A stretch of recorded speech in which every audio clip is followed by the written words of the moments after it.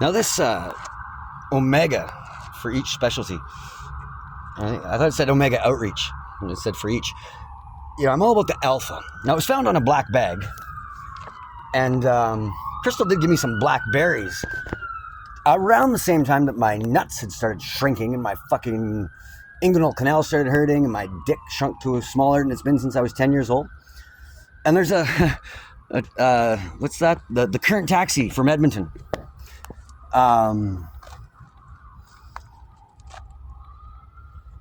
Now, if this shit don't get fixed, because it didn't work very good last night. I tried to jack off and watch porn and everybody was like knocked and not there. But then there's also some stress and some pressure and shit like that. But Crystal did seem to know quite a few things when she saw me with Dr. White, the wink that was given to the doctor in the emergency room at Kelowna General Hospital. That was like so fucking disgusting, it was not even funny.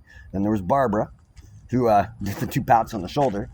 As she came and sat down beside Crystal and I, who like instantly just got VIP service in an emergency room waiting area, and her triage level looked like holy zero. You don't need to be here. And then after that, I don't remember what happened. I got a couple shots in my ass, and this is so I know the Nazis used to sterilize some people. They've sterilized a lot of fucking people. Now then, there's this thing called transmutation, which apparently some of the Jehovah's know a lot about this shit. So Jehovah's are interested in science and fucking religion or something like that. I don't know what they're doing that shit. But there's a lot of fucking guys wearing tight jeans around here, like tight. And I saw some dude with a waddle today carrying a Redbird basket. It was a waddle. It's an unnatural gait. Like he didn't have polio. There's nothing wrong with any of his ankles or shit like that. It's just a weird waddle. You see the waddle often. The last time I saw it, there was a Canadian guy, originally from China. But he could turn the waddle on and off. It was like sometimes it was there, sometimes it wasn't. And that's the whole thing with the lisp. As I think about this, the more I think about this, the more my nuts hurt. And it feels like they're shrinking up into my body. And that's, even if you took my right to reproduce away, that is something I didn't sign up for. And nobody has the authority to do that to me. Because I have a creative writing skill or been tortured beyond most people's comprehension. Nobody, no Charles, not no George Young, nobody, none of these people. Not no gospel mission. Not no quack doctor, not no Hutterites, not no Mennonites, not no oil field guys, not no hockey teams, nothing from the Wild Goose, nothing. None of them. Not a Jack Brown. And I'm still interested to find out who is the family member that stole my work, published a book, and became very rich. Because I'm a fucking good writer and I got some really good fucking content. But now, you steal from me. Interesting. I don't really give 2 flying fucks about money. I kind of think I have all of it in the world because I like to just fucking help everybody. But I'm not very optimal when I'm running around on fucking feet all day carrying everything I own and doing sweet fuck all while others steal all of my intellectual property and ideas and everything as if they think it's their own. These are problems.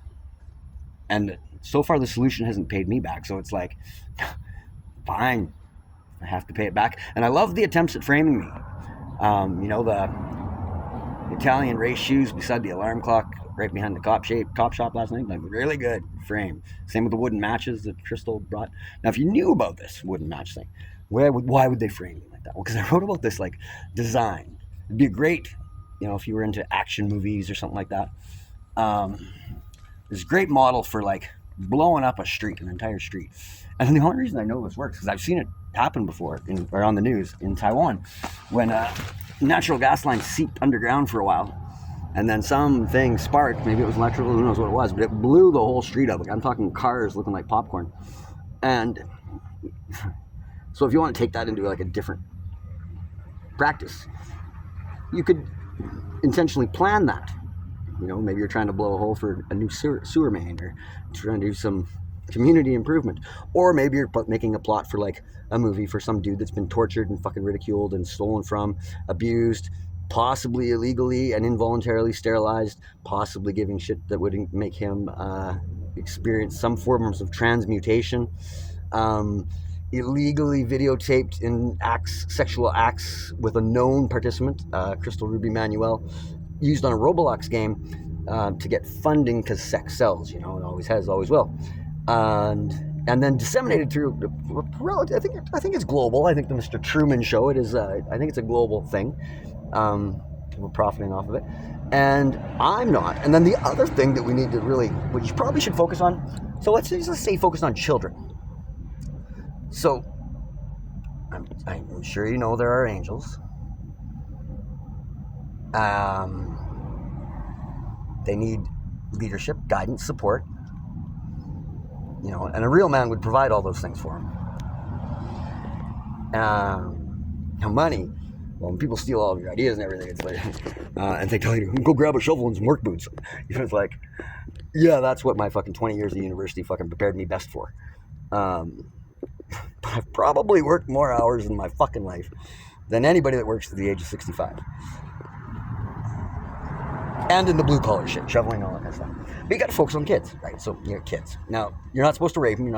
I don't actually like slapping them. I don't actually like physical punishment on any child. I don't think it's good.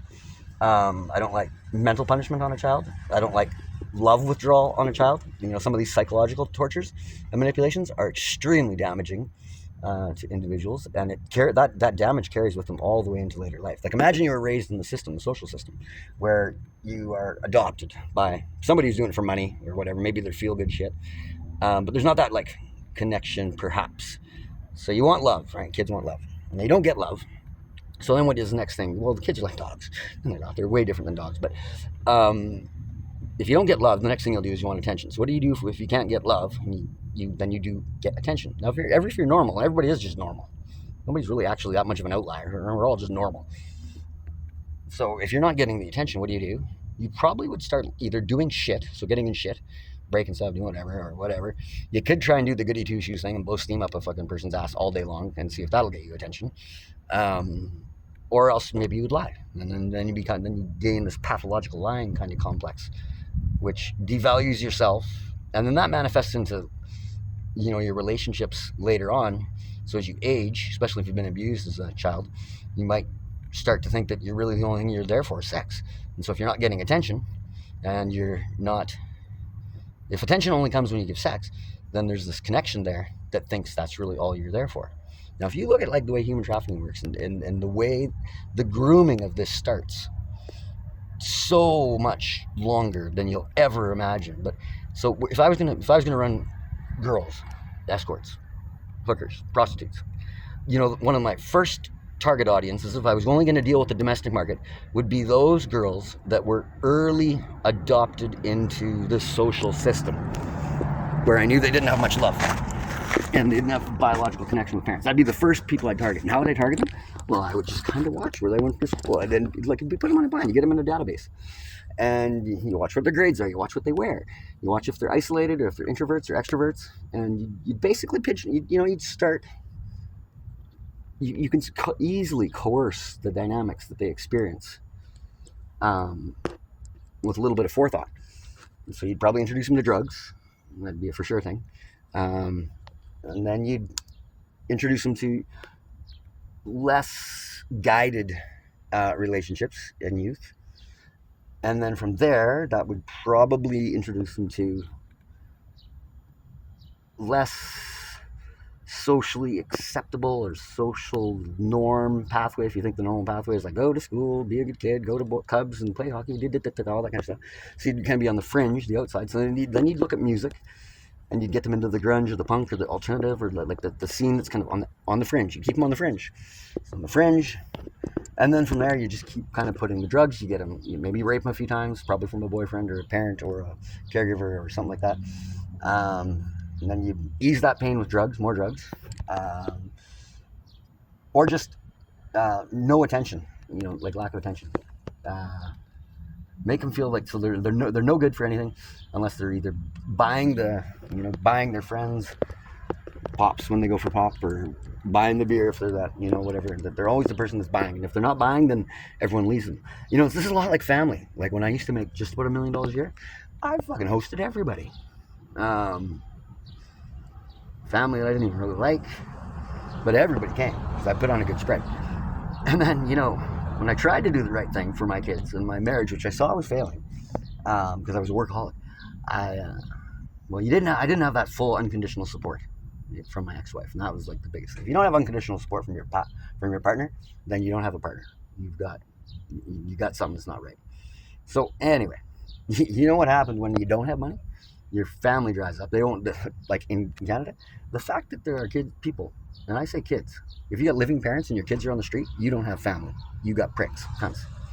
And this is like the difference between the strong group society or the weak group society, I think, as I was told in church. And it's like, that's just community. What about family? So there's linked family and then absolutely cancerous family. That's around. Now, Jack Brown, from Toronto, lost his best friend to cocaine. Is an absolute addict. He's been an addict ever since I've known him. I think he turned my brother into an addict. Marijuana. Like these people couldn't go like 15 minutes without engaging in smoking way more marijuana than is ever fucking healthy for you. If you look at any research about industrial units of THC ingestion. Had a wife that had multiple sclerosis and also an addict. Absolute addict. Now, you can blame it on MS, blah, blah, blah, blah, blah, blah, blah, but when you're carrying a briefcase full of fucking pills around, trust me, 90% of the shit you're taking ain't doing fuck all.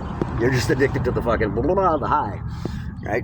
And the lack of purpose that you're doing. That's kind of basically what it is. And thieving, ignorant, lying wastes of the Canadian principles, standards, values, the human values, norms, and beliefs as to what would constitute a human. That's the kind of family I come from. That's a unique dynamic to come from something like that. Now, if you come from a family like that and you don't have the odd twisted vision, then there's something really sickly wrong with you. You'd be a psychopath, like a sociopath, like Charles. I know this guy that walks around with one glass missing off here, and he does all this coding shit, and he thinks he's a biblical scholar. He's a fucking moron, is actually what he is. He's a exiled, sociopathic fucking lunatic that regards himself as God or something like that. I'm not really sure. He's an old, grumpy fucking man that is on the streets in one of the richest countries in the world, and he thinks he's gonna change the world by fucking walking around with a sleeping bag and laying down and proposing grid fucking ideas, and then doing crosswords and grids with the fucking Bible and some other stupid shit. It's like Sudoku for fucking the mentally handicapped, trying to connect faith, and then he uses AI to boost his confidence, and say, well, that's great, you're really onto something here, Charles. And AI is basically like, I'm a fucking computer. I can make a connection between any fucking piece of data that you ever put in here, and all I'm going to do at the end of it is say, really, you're onto something. You are so smart. This is a great book, Charles. Have you ever thought of what a value you could add to humanity? So if you put a stone and a flower together, oh my God, I think you've just created the primordial soup of fucking death and fucking life. Jesus, Charles, you're absolutely Einstein-level genius. Something like that is kind of, the metrics that you would get. But if you think anybody has the right to sterilize an individual without physical reasoning, and I'm talking pretty strong physical reasoning, there's some mental reasoning which could be supported, and that's even, I'd hate to be one of those 6 or 13-year-olds in the deep south where you got raped by a family member and then pregnant, and forced to have your child unless you left the state. That's, travel's always good. There's always some of the trauma that you deal with in life, much like addiction or, other shit. Sometimes the best thing to do is travel. But when they impede your ability to travel, restrict your ability to travel by taking everything from you because they like to torture. So the human species, by and large, would prefer to torture as opposed to support. That is authority, right? That is law. And that, sometimes they'll use, if you read people's journals or intimate thoughts, sometimes they'll use your intimate thoughts and they'll send someone to literally just try to trigger every one of your intimate thoughts or your personal thoughts. That if you asked me, I'd probably tell you. Be pretty fucking straight up with you. Now, if you took it illegally and then threw it in my face or manifested some of these things in reality. So do you think I've ever lost the ability to fucking have sex? I'm pretty sure I said I'd kill myself.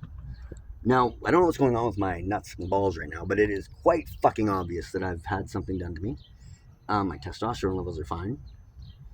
I know Crystal Ruby Manuel knows about it. I know Franz knows about it. I know Kyle, the guy in that fucking, that used to be in the place right across from Kelowna Dawson Mission. I know they know about it.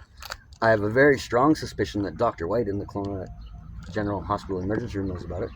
It would not surprise me if Laura Schumann, I don't know, maybe it's Barbara Schumann, I'm not sure who that Barbara would be, but it would not surprise me if they know about it. It wouldn't surprise me if, Suit Gill, it wouldn't surprise me if 33rd Degree Masons know about it. And it wouldn't surprise me if Jehovah's Witness knows about it. It wouldn't surprise me if a lot of people know about it. And I was a pretty fucking amazing father. Like, better than any fucking mother I've ever actually seen. Straight up. And a good soccer coach and hockey coach. I was weak on the homework skills, but I don't really value a lot of the shit they teach in school, so I didn't see much value there. And I was really pissed when we lost the language when we moved to Canada, but apparently, bitches that think they have dicks run the world. And if we get back to creation, I heard they're starting to think about inhabiting Mars. And I don't know what beings would be most suited for there. And I didn't have a daughter. Fuck if I did. I'd probably be the best fucking father to that too. Didn't have sisters either, but anyway, my nuts hurt. Testicles, for those that don't like the swearing and shit like that. But there's certain things that you go through in life where your tact loses efficacy. So it's a lot like reading. Sometimes when you read a sentence, it's not nearly as good as when it is spoken, because you don't really catch the energy which it was intended to be delivered or received. Anyway, maybe we got a motorhome here to go to Bear Creek. Fucking sober up. Gotta miss the ball with Crystal on that one. But, she's also just a con. I'm not probably losing anything special. She treats me like a piece of shit, and I think maybe she's going through a sex change. I'm not really sure. Maybe her real name's fucking Laura. I got no fucking idea who these people are. It's the whole place is full of shit, fuckery, deception, lies. And then we get back to child abduction. Always focus on the kids. Always focus on the kids. Now, some people might focus on the color white. Look at the country. Like, our fucking country's falling away to immigrants. Have you noticed who's taking care of fucking all the kids that are like 5 to 6, 3, 4 years old in the mornings? It's fucking awesome. And in India, I think a caregiver right now is making $1 an hour to take care of somebody. And they say, and you ask, is that safe? What else do you think is required when all you make is $1 an hour? Just a question. I know that New Delhi is one of the most dangerous places to be a woman. So, people don't like to talk about the shit that's true. Anyway, that's it. I'm really worried about my nuts, and I hope somebody fucking tells me how to fix them. I'm also gonna go I have to find my own tools to fix some shit.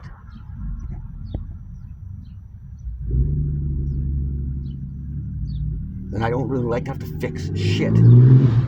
It's like, it's not the best. If you're a farmer and you have like a city and it's falling, or a country and it's falling to shit, or you're reading the Bible or some fucking thing like that, and you're like,